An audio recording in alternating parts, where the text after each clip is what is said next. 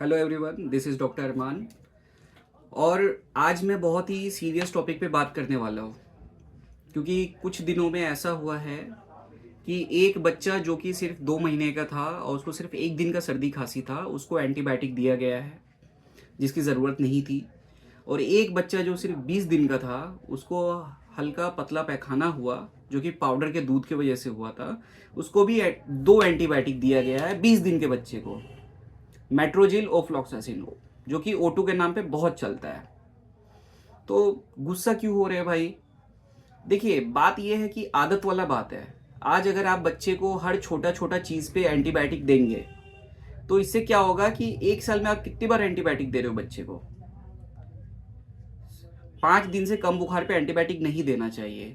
हल्का सर्दी खांसी पे एंटीबायोटिक नहीं देना चाहिए। पतला पैखाना, जब तक पैखाने में ब्लड नहीं आ जाए एंटीबायोटिक नहीं देना चाहिए। आप 20 दिन के बच्चे को एंटीबायोटिक दे रहे हो, वो भी एक दिन का पतला पैखाना, उसमें भी कोई ब्लड नहीं है, जो कि ऐसे ही ठीक हो जाएगा, आपका ORS से ही ठीक हो जाएगा। तो उसका प्रॉब्लम क्या है, नुकसान क्या है? अब बच्चा है, वो हर महीना बीमार पड़ेगा। क्या आप उसको हर महीना एंटीबायोटिक देंगे? चलिए, बच्चा साल में 10 बार बीमार पड़ा तो आपने 10 बार उसको एंटीबायोटिक दिया।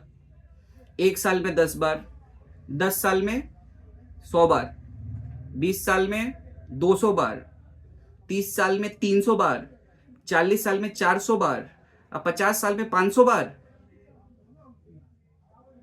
आप सोच के देखिए, अगर किसी भी बच्चे को, अगर मान के चलिए आपका बच्चा 20 साल का है या 30 साल का उम्र में जब पहुंचेगा, आज आपका बच्चा छोटा है, आप उसको एंटीबायोटिक दे देते हो, बोलते हो कि बिना एंटीबायोटिक का मेरा बच्चा ठीक ही नहीं होता है।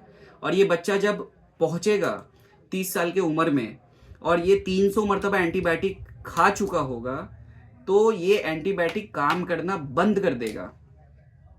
और जब एंटीबायोटिक काम करना बंद कर देगा तो फिर कोई दूसरा एंटीबायोटिक काम नहीं करेगा। फिर बच्चा का जो है बेमौत मारा जाएगा। और हर साल इंडिया में 3 लाख लोग एंटीबायोटिक रेजिस्टेंट की वजह से मरते हैं, मतलब एंटीबायोटिक काम नहीं करता है। और हर साल 60,000 बच्चों की मौत होती है जब एंटीबायोटिक काम नहीं करने की वजह से।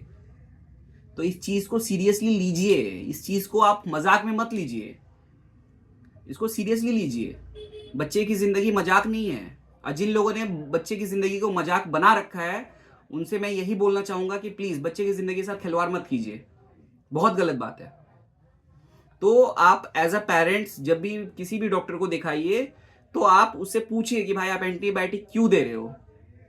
एक दिन का सर्दी खांसी बुखार पतला पैखाना विदाउट ब्लड फीवर कुछ भी हो, क्यों दे रहे हो एक दिन में? जबकि गाइडलाइन है, आपका नेशनल गाइडलाइन है कि 5 दिन से कम के बुखार पे एंटीबायोटिक नहीं देना चाहिए। 5 दिन से कम के सर्दी खांसी पे, जब तक चेस्ट में इन्फेक्शन ना हो, एंटीबायोटिक नहीं देना चाहिए। पतला पैखाना, जब तक ब्लड नहीं आए पैखाने में, एंटीबायोटिक नहीं देना चाहिए।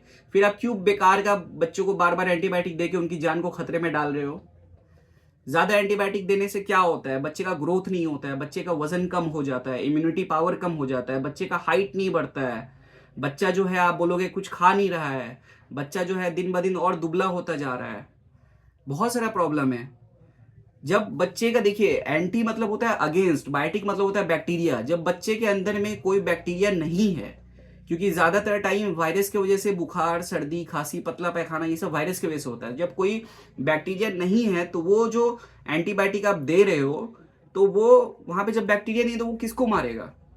तो वो बच्चे का जो है लीवर हार्ट किडनी ये सबको नुकसान करता है, ये सबको जो है डैमेज करता है। फिर जब उम्र बढ़ेगा बच्चे का 20 साल 25 साल, तब तक आपको पता चलेगा कि बच्चे का किडनी लीवर सब डैमेज हो गया है।